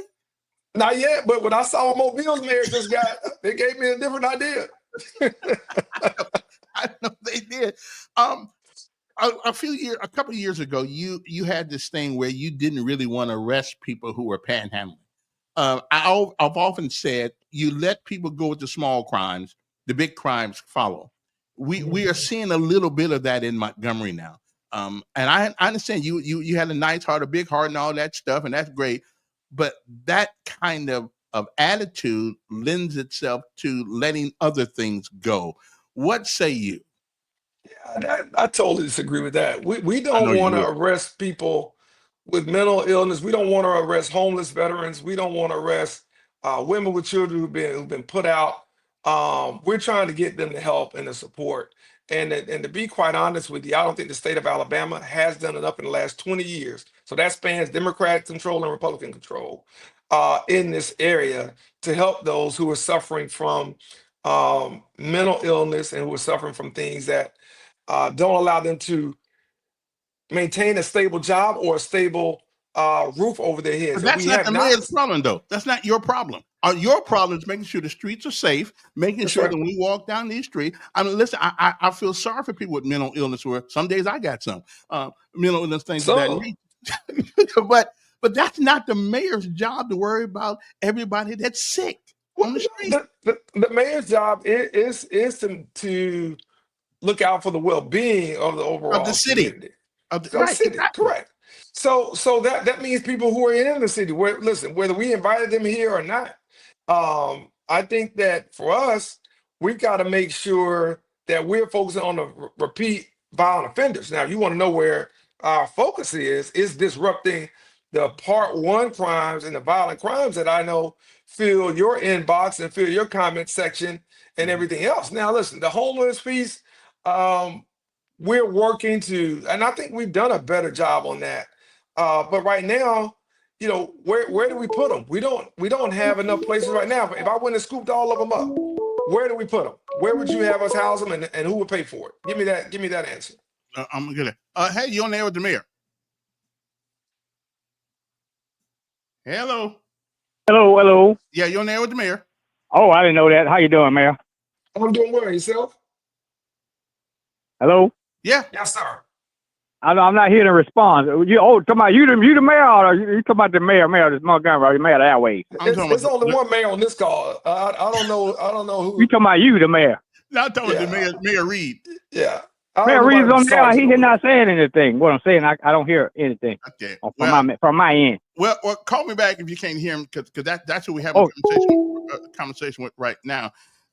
One other thing that I think that we need to get on you about, and that is, Mr. Mayor, that is. Well, I ain't even going to go there right now. You just finished what you were saying. No, go ahead. You're getting older, and this. I don't want you to lose your thought. Now, go ahead. We got some time. Well, my problem is that Wetumpka, Millbrook, Yeah.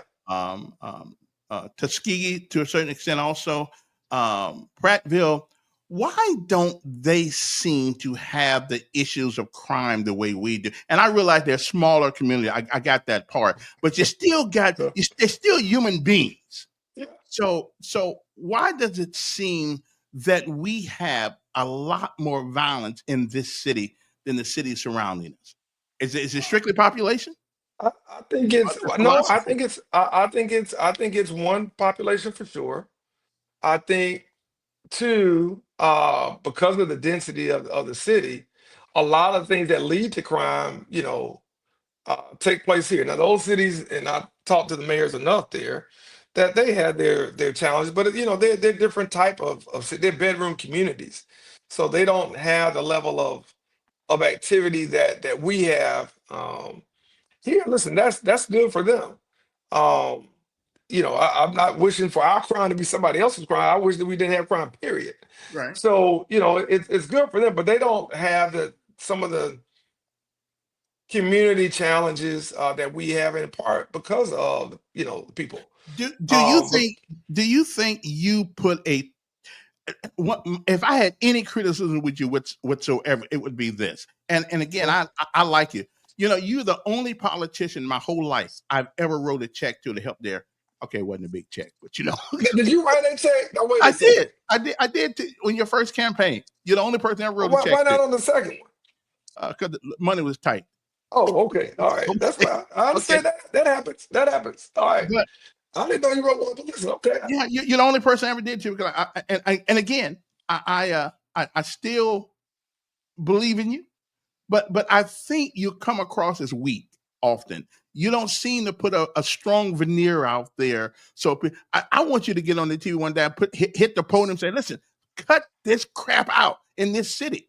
Okay, I mean, you come across as this nice guy, which is cool, but you know what happens to nice guys? I finished last. Exactly. So you need to be a little tough. You need to put a little tougher veneer. If not you, someone in your administration needs to come out and say, "I will put a boot in your butt if we don't straighten this up." Because you ain't Well, gonna do listen. I think that I think the data shows, and the investment of taxpayer dollars shows that we take public safety seriously. We're serious about it. I just said last night at the council meeting, we plan to put even more in terms of technology with cameras, from traffic cameras to speed cameras, and we've already got our drones up and going. So I think we're using every method we can to beat stuff. Look, I do understand some of the political theater that some might appreciate. I promise you, whenever that happens, if it happens, it'll be, authentic. It won't be, sincere. I guess yeah. I want you to be sincere right now. I want you to put your foot on Listen, the thing and say, the, we're gonna put a foot on your neck. well, listen. Let me say this. I'm gonna go back to a topic you brought up earlier. You don't bring in somebody from the streets of Baltimore who's been on those streets and risen through the ranks for 20 plus years, male or female. Um, if you don't plan on putting your foot up somebody's behind.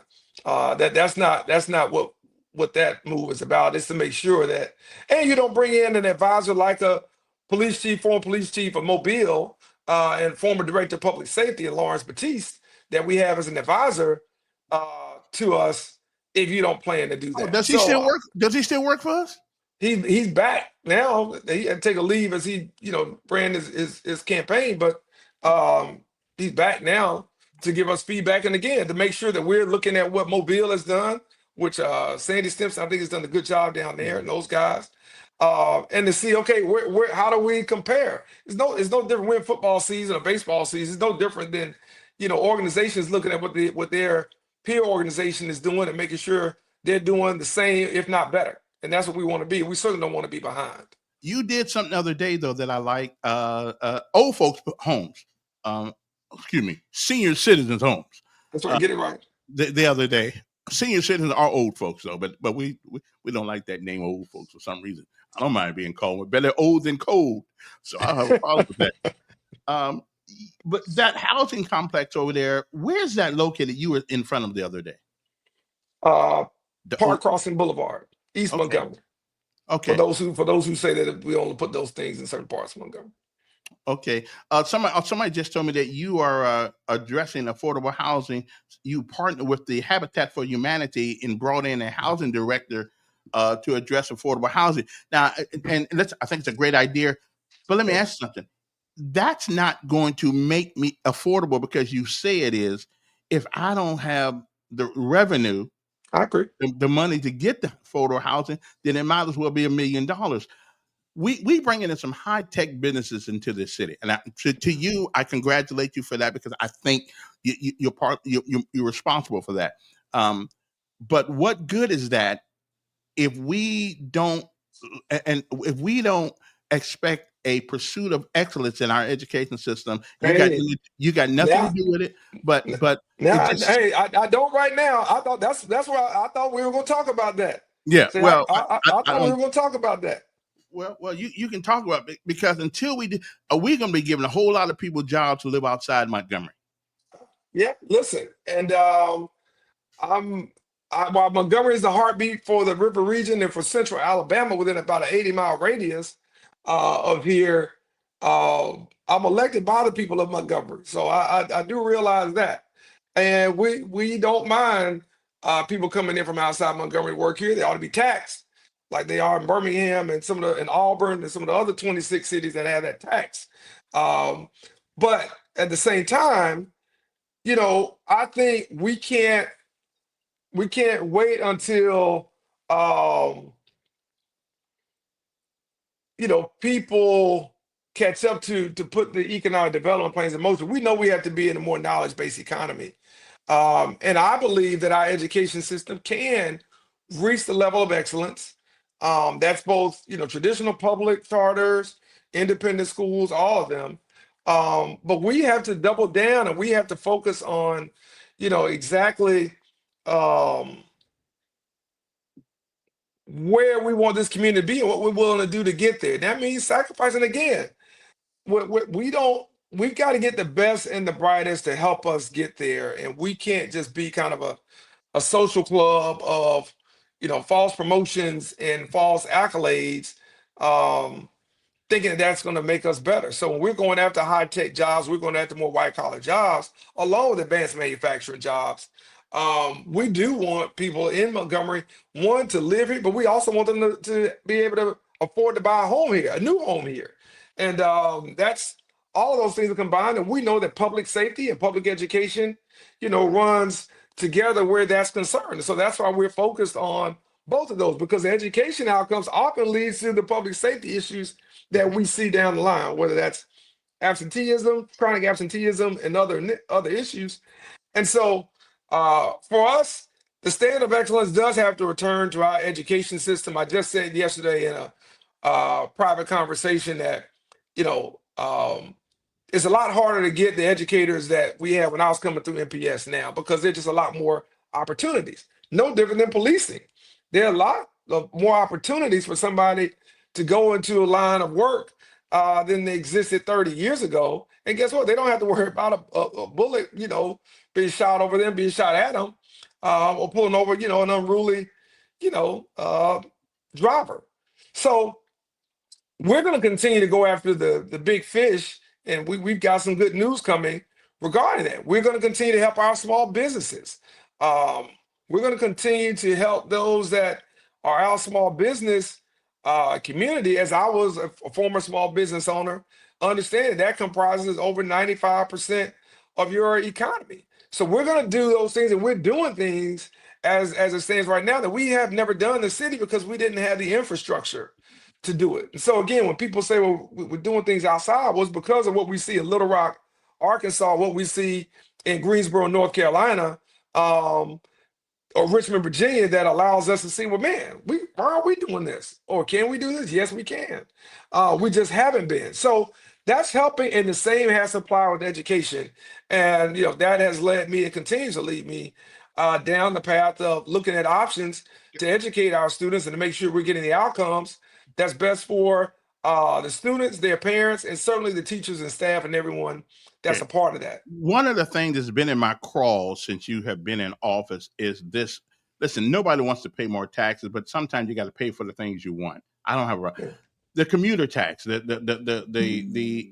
Why is it that you are allowing, not you personally, people around us to have that occupation tax, but we still can't get it? That if that's not an obvious discrimination to the city of Montgomery, why haven't you sued them? um, That's the first time you got me to think about what I was going to say. What my first thought was. Um, we haven't sued them in honest because we've been advised that our line of reasoning would not pass the muster in this judicial environment as it might have in 10 years ago. Hence, let me make it clear. So I'll Yeah, say make it. it clear. I know what Okay, you're saying, but make it okay. clear. So Yeah. so Mayor, if you want to say that a majority of black city is being discriminated against in 2025, that's woke.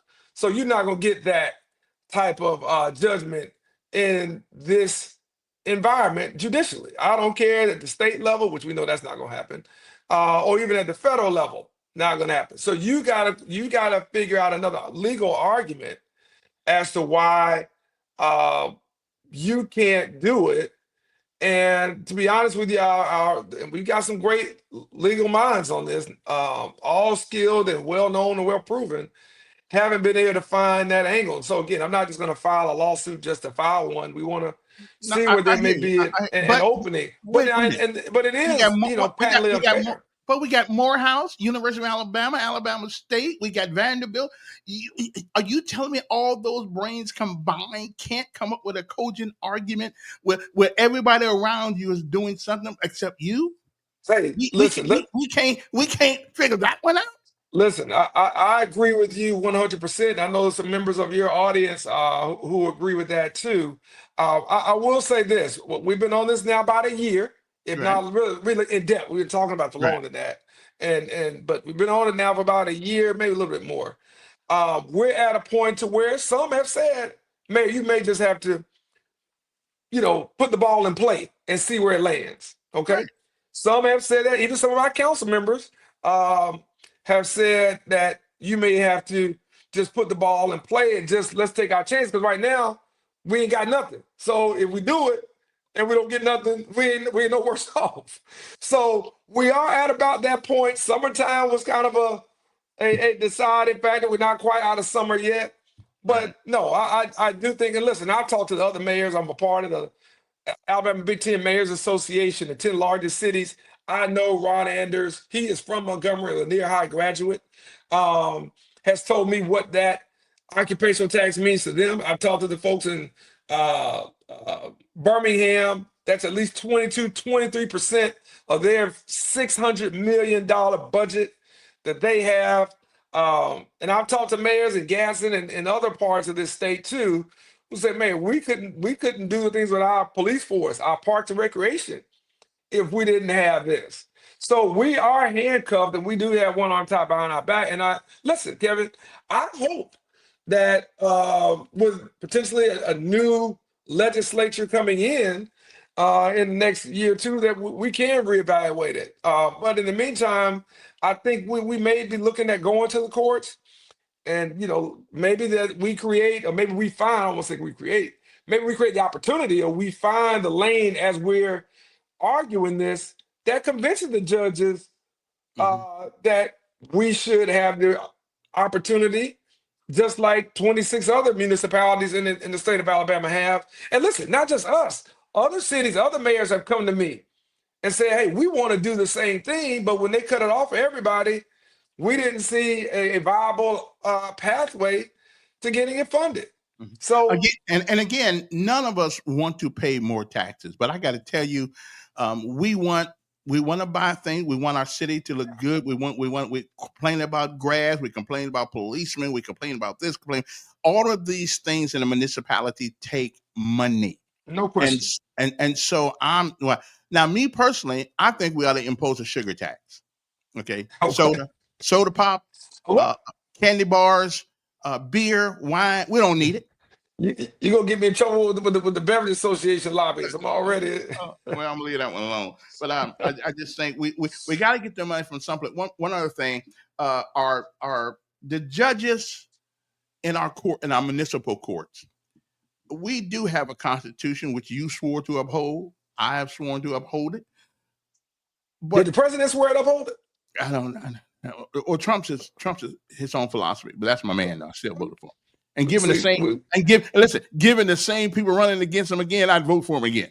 I'm Okay. gonna come back and interview you on the next podcast about that. But keep Okay. going. Because I will We'll keep it certainly local for right articulate. now.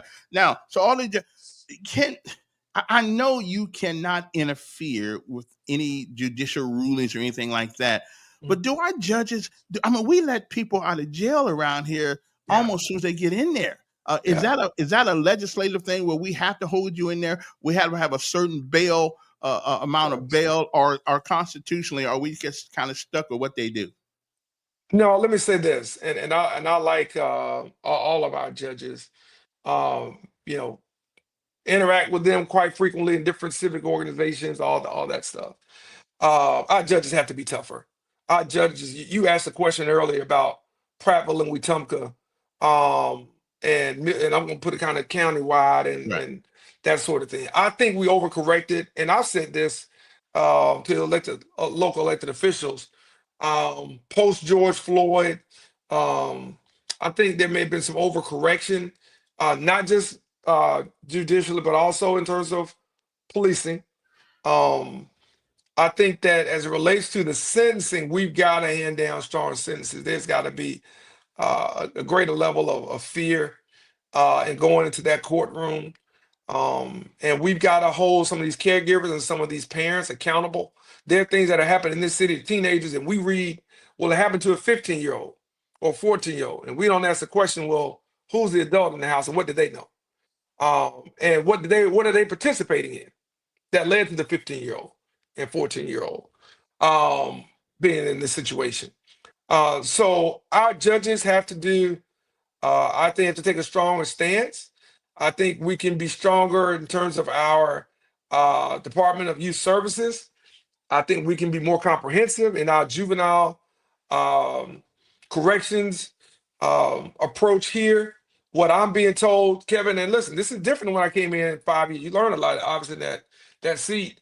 When I came in, I thought we were doing good if we got them, we got to them in maybe 8th or 9th grade, going to high school. I've had countless teachers, countless coaches, countless mentors tell me that, Mayor, you are not only late, you're too late.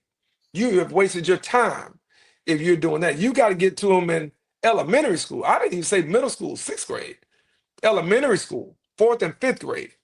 And the reason why I say that is because the juvenile, what we're seeing is a lot of these guys that we're arresting. We just got 2 off the street since we've been on this call. They are starting at an early age of 12, 11 sometimes, unfortunately. And we got to send that message then. But if they reach that 17, 18, 20, 21, 22 age, we do need our judges to be strong. And I will say this from the legislative standpoint, the judges are going to say, and someone said to me offline, hey, Steve, there's a bond schedule here. All right. And my brother and I have gotten into it as a criminal defense attorney versus where he presents things and where I view things very, very differently. And they will say, well, your bond schedule is here. So, we're not really out of range when we say that somebody can get out. If you want to change that, then you have to go to the legislature. And I have asked our state senator to look into that. I've talked to a couple of our state representatives about looking into changing that bond and bail schedule. And the fact that somebody can basically have a pay-as-you-go type of bail, get out for basically nothing, and the judge may set it at a $250,000. But if I only got to put down, 10%, and I can pay on that 10%, then that's nothing. So yes, I know that's kind of convoluted for some of the people out there. I do think the judges have been, I think, trying to do a little bit better, but I do think they can be stronger in the sentencing for repeat violent offenders. I want to stress that. Repeat violent offenders. We're not talking about the low-level guy who's got a little weed bag in his car. Mm-hmm. I ain't talking about that. We're talking about the repeat armed robbers out here and the assaulters and certainly the shooters. Those have to have a stronger sentence and a stronger statement's got to be made that if you do this in Montgomery, you're going to pay the price. And you're going to pay a hard price and a high price. And anybody who's associated with you is going to pay that price as well. And I think both from the judicial side, from the legislative side, there's work to be done, but conversations are being had. And I expect that in this legislative session, you'll see us introduce um, bills that address that bail bond schedule. Mhm. And I think that if the community keeps responding to the judges and the judiciary in a way that lets them know that what they expect, I think that they will listen. I don't think the community has focused on the judiciary to this point. I think it's probably more focused on police, and I understand that. And the mayor, that comes with the territory. We are front. We know it when we take the job. But I do think as we arrest them, as I talked to Chief Great Boys on Monday, as we arrest them, it is a problem for us to come back and rearrest some folks that are out on bail and bond. And these are people who should not be. And we've got recent examples of things that happened this summer that led to that crime spike that we can point out that these are just situations that shouldn't happen. Okay. Now, let me get political for a second here. You mean you weren't political before? No, not really. Oh. The rotunda downtown, the merry-go-round downtown with the Black Lives Matter thing on it. Hey, the merry-go-round, you mixing stuff up. The merry-go-round does not have Black Lives Matter. Well, I ain't talking about that. I ain't talking about the Ferris wheel. You talking about the Ferris wheel? Yeah. No. I'm talking about the thing right downtown in the center of town down there. They got the Black Lives Matter thing on the sidewalk, on the fountain. Do you believe if somebody wanted to come downtown and put a KKK heritage, it's not the same. Not the same. Well, again, though, I know it's not the same technically, but if somebody wants to voice their opinion of the status of our society right now, that is city property. You had said when you did it that it was going to come off. Now I find out that the paint that's on there is not necessarily paint that you can just watch off. I didn't give you a timeline. Okay. Well, you didn't. No, you didn't give. But do you think it's right? Yes, I think it's right. Okay. I think it's more. I think it's more than right. I think it's important that we allow the artists in our community and the activists in our community to express themselves. I want us to be clear about something because this seems to be forgotten. It was forgotten when I was talking to some folks during the re-election. We're the only city that didn't have a major incident post George Floyd in this state. We didn't fire a bullet, rubber, or real in this city. And we didn't have any glass broken out. And I had some major business owners calling me. And y'all did a good job in that. Great job. Yeah, great job, PD. Great job, the community. Everybody involved. If all that we had to come out of that was the artists that said we want to make a statement this way, creatively, I find that to be one of the biggest wins that you could have, probably outside of just the continued conversation between people from different communities talking about how to bring the community together. I do think some of that kind of faded away a little bit. It'd be good to kind of bring some of that back. I think the issue, Mayor, though, that it's city property, and that's the issue that some people are complaining. Put a mural up like we did out over there on Commerce Street right there. That's fine. The Nat King Cole thing over there on Bell Road, that's fine. But the downtown city property, that's what the issue is, and that's what some people are complaining about. Well, listen, I've been trying to put a Great American Defense Community award down there on Tallapoosa and Commerce Street for the last 2-3 years. I still can't get my city employees to do it. Maybe I should have asked the artists to do that. So, we had a Best Defense Community seal right there at the Renaissance going to the riverfront for probably, 8 years, if not longer, down there. So we had put up art celebrating the city on city property, on public property. Again, I think that that mural has turned out to be better than I thought. It has been one of the more visited places in this city, and it gives the city a different vibe and a different perception of what most people have of the city. And I would say this to those critics: would they rather people in 2025 want to see the city as being moving forward for that, or would they still rather people in 2025 want to see the city for what happened in 1955? I would rather, and I think the majority of the residents here want people to view the city as we are now, where we're going, and not where one of our worst chapters in our existence was. Right. And so our creative community, our artists are great. They got some other ideas that are on public property. It's called street art. And so we just have been a little bit slower than some of that transition. But our goal is to spruce up black asphalt and to improve, brick, edifices in the city all across, and to take that out so that people have a sense of neighborhood pride and belonging and community. And listen, I imagine that there will be some uh, statues and things that are around here that, again, not everybody agrees with, but that were put up at one time or another. But I think the mural has been a value add and certainly not Well, somebody just something to asked, take away. can they put up a Confederate flag with a BLM painting it? Hell no. Did I say that quick enough and strong enough? Listen, one more thing before we let you go. No. And keep in mind that is city property.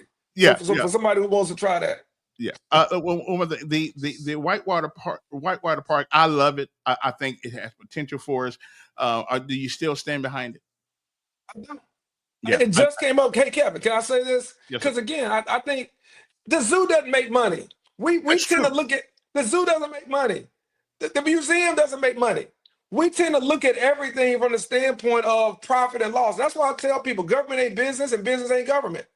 So they're designed for two separate things. And the people here in Alabama about to find out with the billionaire they have in the White House just how different it's going to be. And the food banks have already found out just how different it is when you have somebody who's got a bottom line mentality versus a government mentality. And people here are the last ones who ought to talk about we don't need government. We want the poorest, unhealthiest, least educated states in the nation. And that ain't just black folks. That's black and white and brown. Mm-hmm. So we ought to make sure that we are talking about, what makes money and what doesn't. Whitewater is a value-added investment for the city that just came up yesterday in the economic development discussion. Just yesterday. And so again, I would say not only do we need to do more things like that, the big plan, it'd be another mayor that has to do this, is how do we activate the riverfront?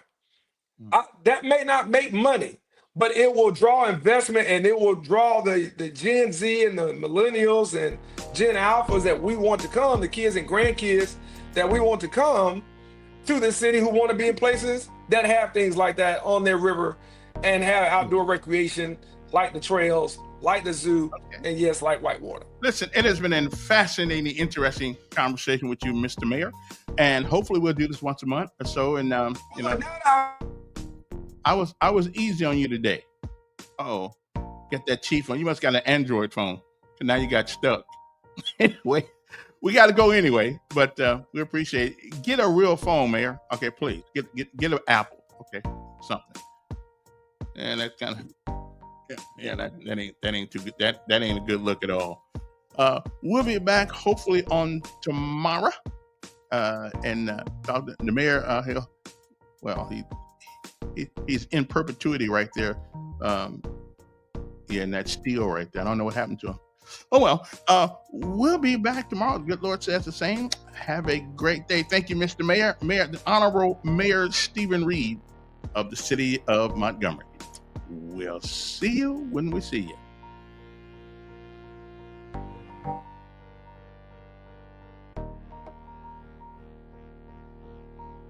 Oh yeah, I gotta go. Yeah, okay. So he went away. All right then. Tomorrow, Dr. Sean Mayerthue is gonna be. We'll talk about things about a little religious stuff for a little bit and other things. Anyway, y'all have a great day. Okay, really, seriously, I want you to. And remember. It is not the falling down that gives you strength. It is getting up every time you do. So keep getting up. We'll see you.